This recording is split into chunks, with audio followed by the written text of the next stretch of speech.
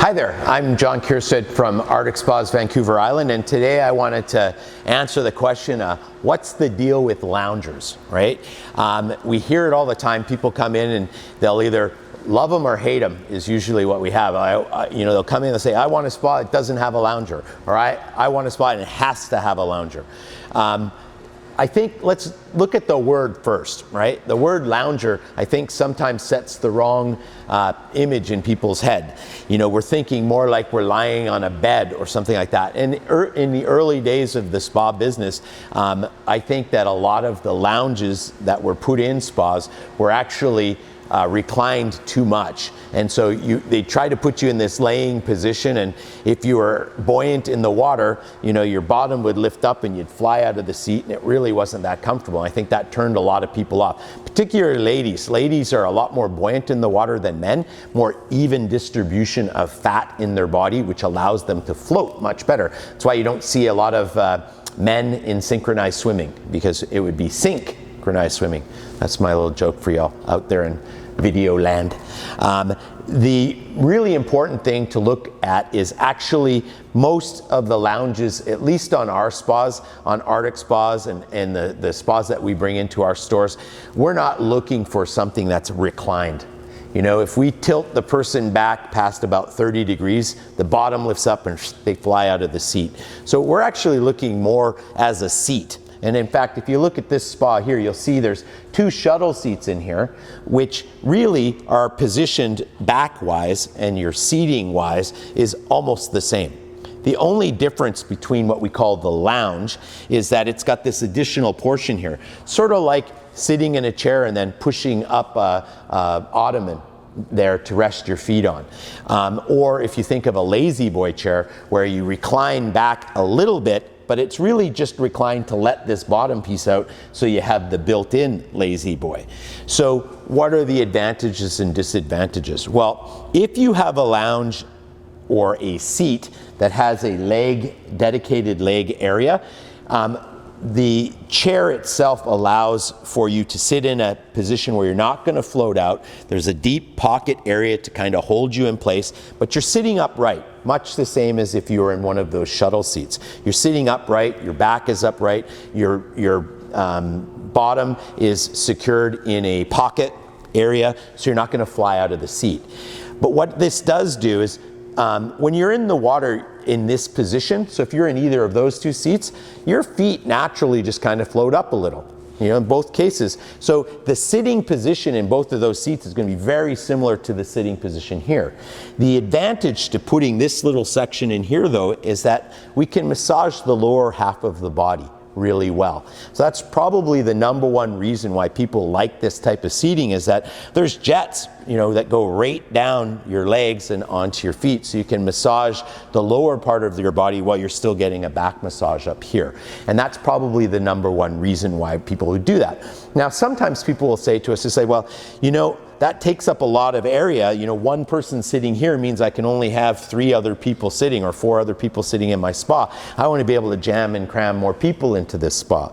Well, that's true, but I want people to consider, you know, we ask people all the time, if you've had a spa before, and some of you folks out there have had a spa before, who uses the spa most of the time? You know, survey after survey has shown that the average number of people to use a spa is 2. That's the most common number of people to use a spa. So it's critically important that you find at least 2 really good seats. So what I always try to get people to think about is their living room. You know, in your living room, you probably have a chair that you gravitate to, and your significant other probably has a chair, or maybe it's a sofa, whatever it is. You probably have your favorite seats. The same is true with the spa. What we really want to do is, the people that are going to be using this most of the time, we want to make sure there's at least one seat in there that you go, that's my seat. That's the seat I like most of the time. I want to use that one the most. And of course, you can always, if you want to massage different areas, you can move seats. I mean, you're in water. It's quite easy to change seats and stuff. But things that we really think bring more comfort to it is making sure you're not flying out of the seat. So a deep pocket is really important. You know, having some armrests, upper and lower armrests, so that when your hands naturally float, you don't feel like you're in this awkward position trying to sit in the spa.